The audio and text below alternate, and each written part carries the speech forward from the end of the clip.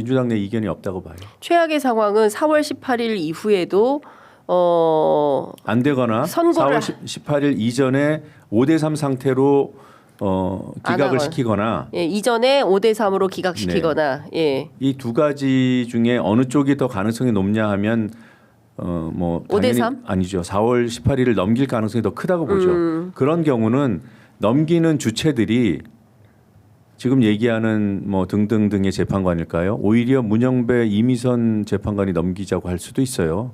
그건 아무도 모르는 거예요. 예. 이 아무도 알 수 없는 상황에 대해서 저는 궁금해하지 않기로 했습니다. 그냥 4월 18일이 넘어가면 누구에 의해서든 넘어가는 거고 네. 5대3으로 기각을 한다고 하면 누구에 의해서든 기각을 시키겠다는 거잖아요. 네. 그 거대한 그리고 아주 그 검은 세력이 존재하는 거죠. 거기까지만 판단하고 이 세력과 싸울 방안을 찾아야 되는 거죠. 그 싸울 방안이 국회 안에서 네. 말씀 주신 대로 쌍탄핵이라는 표현이 적합한지는 그게 모르겠지만 출발이라고 봅니다. 예, 쌍탄핵이 출발이고 제가 세력이라고 표현했잖아요. 예, 지금 검은 12월, 세력. 예, 예. 12월 3일에 비상계엄 이후에 내란은 일어난 거고 네. 이후에 지금 상황 관리하고 사후 수습하는 과정인가? 아니다. 내란은 진행형이다. 예. 이게 내란은 터졌지만 처음에 잠깐 혼란스러울 거예요. 그 예. 세력 내부에서 우리 여기서 고개 숙이고 최대한 피해를 줄이는 쪽으로 할 것인가 아닌가 판을 뒤엎기로 한 거라고 저는 판단합니다. 그렇죠. 하나 헌법재판소의 구성을 최대한 늦춘다 또는 완전체는 절대 불가 이걸 최상목 한덕수가 대를 이어서 해오고 있어요. 그렇죠. 그리고 또 하나 윤석열 석방시킨다. 또 하나 국힘과 극우 세력이 헌재를 집요하게 흔든다. 예. 그래서 이것들이 수렴되는 방향은 무엇인가? 예. 윤석열의 복귀네요. 맞습니다. 예. 윤석열의 복귀. 그래서 한덕수와 그 최상목의 마은혁 임명 거부는 네. 내란 행위라고 규정해야 되는 거예요. 네. 그리고 언론들 지금 뒷짐지고 관전평이나 하고 지금 뭐 탄핵 얘기만 나오기를 그동안 덫을 놓고 기다리는 어떤 사냥꾼처럼 민주당이 그 마은혁 임명 거부에 대해서 비판만 하면 그게 탄핵입니까? 그게 탄핵인가? 또 탄핵하려는가? 이걸 몇 달 했잖아요. 이제 할 만큼 했으니까 이제 본인들의 입장에서 본인들 판단을 얘기할 때입니다. 지금 언론의 자유가 그냥 주어져요? 헌법이 있으니까 주어지는 거 아닙니까? 근데 저들은 지금 헌법재판소가 위헌이라고 판단한 걸 이행 안 하잖아요. 이 위헌 상태에 대해서 언론은 왜 입 닫고 있습니까? 그래놓고 무슨 줄타내기 어떻고 저쩌고 얘기를 합니까? 본인들이 할 바를 다 한 다음에 비판을 하더라도 해라. 그리고 지금은 헌법 질서를 구성하는 하나의 중요한 구성 요소로서의 언론이 네. 자기 입장을 낼 때다. 지금 어떤 해법이 가장 현명하고 합리적이고 후폭풍을 최소화할 수 있는 것인가? 네. 마은혁 임명만 하면 되는 것을 왜 그 얘기를 못 합니까? 그런 얘기 하는 매체들도 있고요. 일부 있죠. 예, 한겨레 경향 열심히 하고 있고요. 제가 2월 조중동 말씀하시는 것 같아요. 2월 27일 이후에 예. 2월 27일은 헌재가 마은혁 임명하라고 결정한 날이에요. 그 결정 나오고 28일자 사설이 몇 군데 나왔어요. 네. 한겨레 경향 이외에도. 근데 그 사설들 대부분이 임명하더라도 윤석열 탄핵 심판에는 참여시키지 마라. 일정 딜레이 된다. 그거까지 이해할 수 있어요.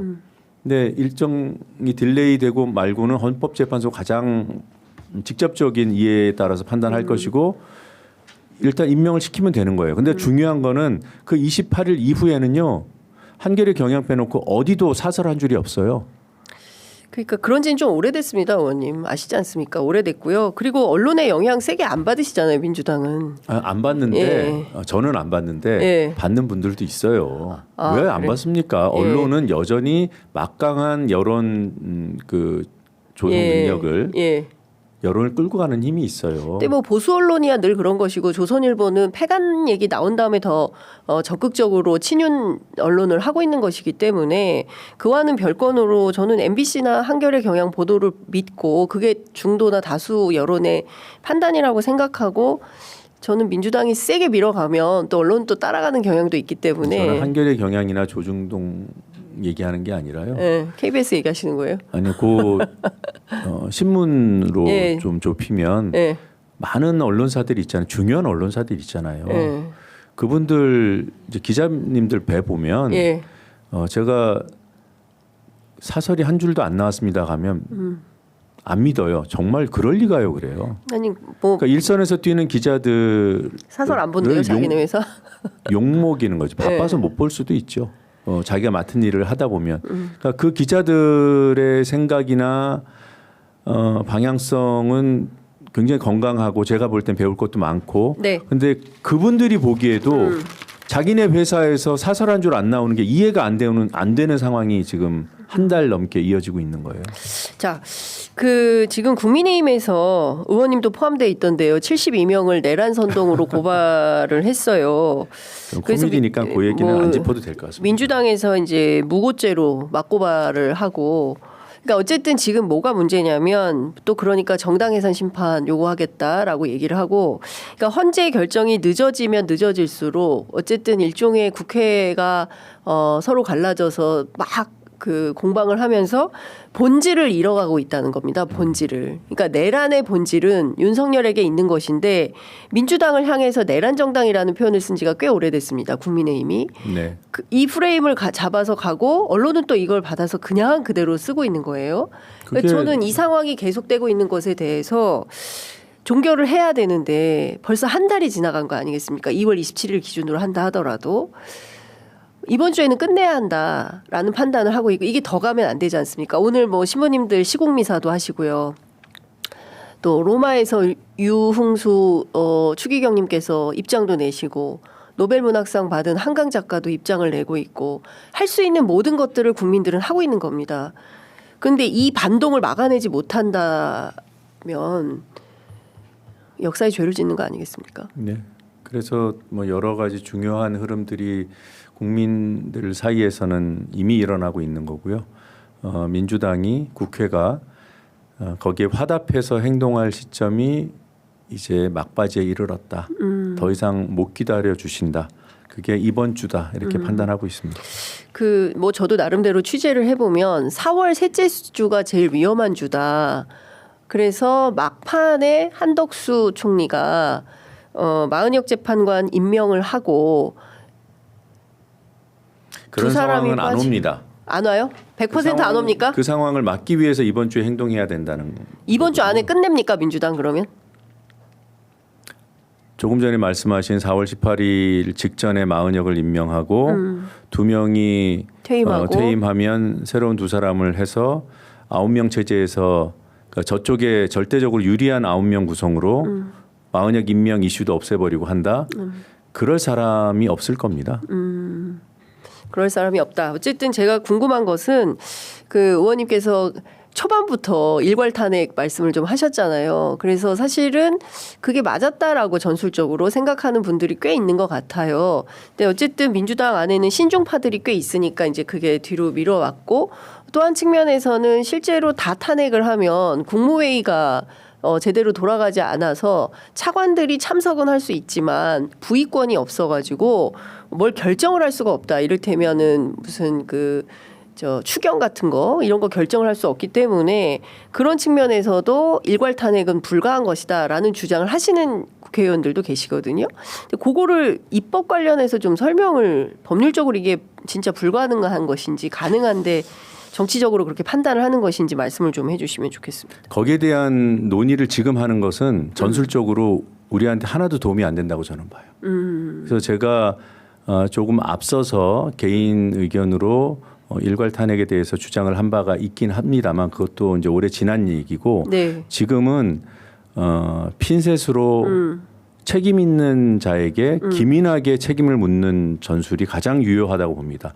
그것의 어떤 결과론으로 네. 그 탄핵당하는 국무위원 숫자가 늘어나는 것은 그 다음 일입니다. 네. 근데 지금은 문제가 있으면 탄핵한다라는 그런 단호한 또는 분명한 기준으로 행동할 때이지, 네. 지금 앞서서 일괄 탄핵, 이번 주에 일괄 탄핵을 뭐 다 하자, 그런 논의가 민주당 내에 있지는 않아요. 아, 네. 알겠습니다. 그리고 또 한 사람 궁금한 사람이 있으니 심우정 총장이거든요. 네. 그 심우정 총장 딸 문제와 관련해서 이슈가 부각되지 않았습니까? 네. 특혜 채용, 외교부 특혜 채용 의혹인데요. 관련해서도 이게 수사가 전혀 진행이 안 되고 있고 그 미국 채권 사고 주식 사가지고 46억 번 사람이 또 심우정 총장이기도 하거든요. 그리고 도처에 막혀 있어요 수사가. 네. 예. 그리고 특히 내란 수사 막혀 있고요. 또 한 측면에서 보면은 그 내란의 블랙박스라고 할 수 있는 비화폰 수사해야 되는데 김성훈 경호차장 네 번째 지금 구속영장이 기각되지 않았습니까? 네. 심우정 총장에 대해서도 탄핵을 서둘러야 되는 것은 아니냐라는 여론의 지적이 있습니다. 그 부분은 제가 말씀을 안 드리겠습니다. 왜 그러니까 모호함의 영역으로 두는 게 나을 것 같아요. 모호함? 모호함의 정치적 함의는 무엇입니까? 죄송합니다만 네.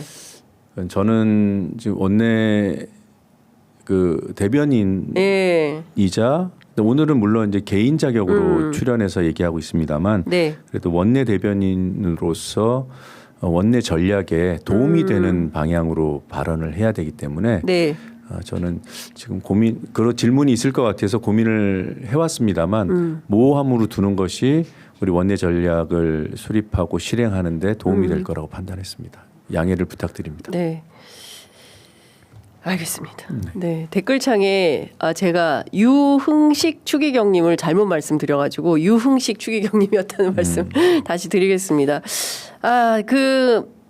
좀 일찍 끝날 거라고 다들 빠르면 3월 9일 늦어도 3월 14일 21일은 넘기지 않을 거야 했는데 결국 한 달을 다 소비하고 4월로 넘어간 국면이 되니까 국민들께서 정말 답답한 생각들이 많이 있으셔서 이것저것 의원님께 여쭤봤습니다.